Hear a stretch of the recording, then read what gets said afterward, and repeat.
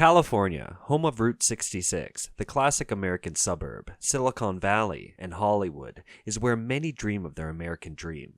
This is also the main destination for Chinese immigrants, but the American dream of these latter Chinese immigrants seems to be very different from other immigrants.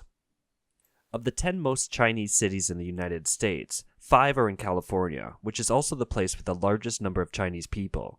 The ever-increasing number of Chinese immigrants and their descendants have already affected the demographic there. Let's take a look at these numbers.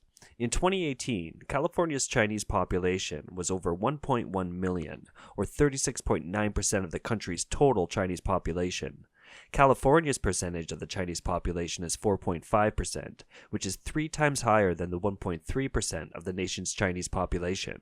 Chinese immigrants from mainland China make up to 60% of the Chinese population and have the highest fertility rate in the state, far exceeding other Asian groups. In fact, this high fertility rate began more than a decade ago, and strangely enough, many of these families are single mothers. In 2014, multiple media outlets reported that the otherwise ordinary American villages of Rowland Heights and Arcadia in Southern California are now home to many more pregnant women from China, many of whom, according to the Chinese media, are the wives and mistresses of Chinese officials who give birth in the U.S. so that their children can be granted U.S. citizenship, which opens up a way to help parents immigrate to the U.S. as well. There's like some streets most of the houses are rented out for people that have girlfriends with an ass. Since the arrival of the mainland Chinese, there have been a large number of luxury homes and cars purchased, and the postnatal care industry has been well developed. The freehold of land in the U.S. has become extremely attractive to Chinese people. In 2013 alone, the Chinese bought $28.6 billion in real estate in the U.S., mostly in California and New York State.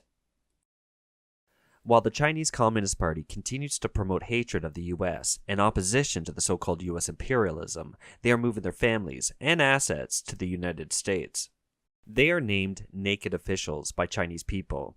In 2004, China's Ministry of Commerce counted more than 4,000 naked officials who had fled the country, and in 2009, the Voice of America reported that according to a survey by the Chinese Communist Party Central Committee, 1.08 million family members and children of senior CCP officials had immigrated overseas, mostly through investment immigration.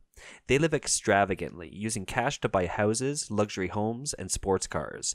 All of this corresponds to what's happening in California.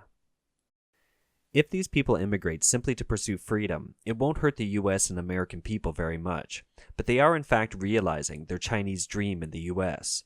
The Chinese netizens have a recent saying, "Staying in the U.S. is a way of life, opposing the U.S. is a job." This phrase refers to these people. 我爱共产党，怎么了？我爱共产党，是时候该站好队了，该站到共产党这边，会好好对待你的。我是留学生，你上共产党队是吧？对啊，我跟共产党站一队，怎么了？你是共产主义是不是？我就是共产主义，怎么了？ Due to the language barrier of the local media, the Chinese media's rhetoric and propaganda have also penetrated into the early immigrant Chinese community through the introduction of WeChat, changing the mindset of the local American Chinese. A May 2020 study by the Citizen Lab found that there are an estimated 100 to 200 million WeChat users overseas, while the average daily number of active users in the US is 19 million. WeChat, filled with censorship and politically conscious propaganda from China, has become the primary source of news and information for overseas Chinese, and it is worrisome that both first-generation immigrants and the new generation of ethnic Chinese rely heavily on WeChat. WeChat is the most important source of news and information for overseas Chinese.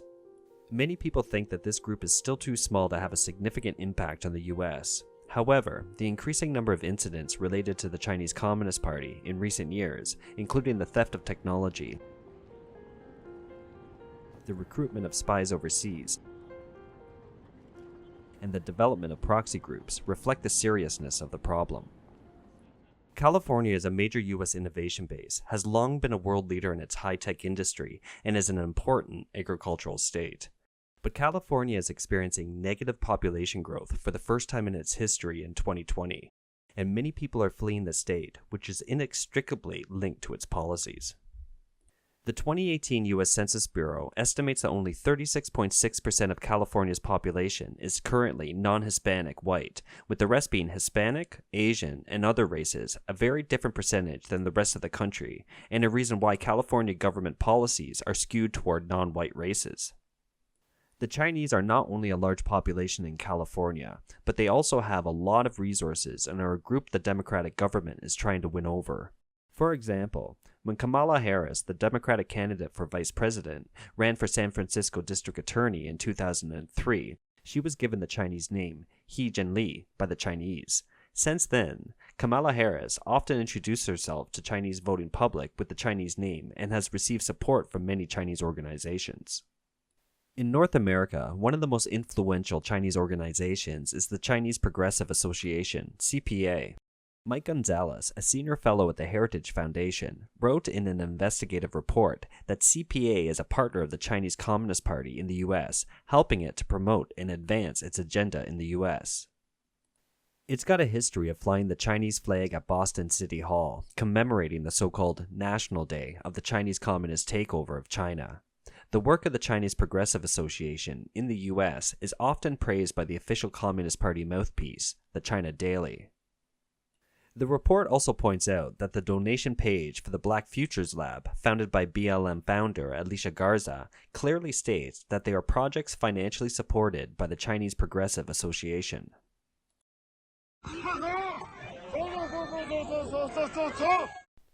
Back in California, the state has a leftist policy of high taxes, high welfare, and promotes the race-based distribution of social resources.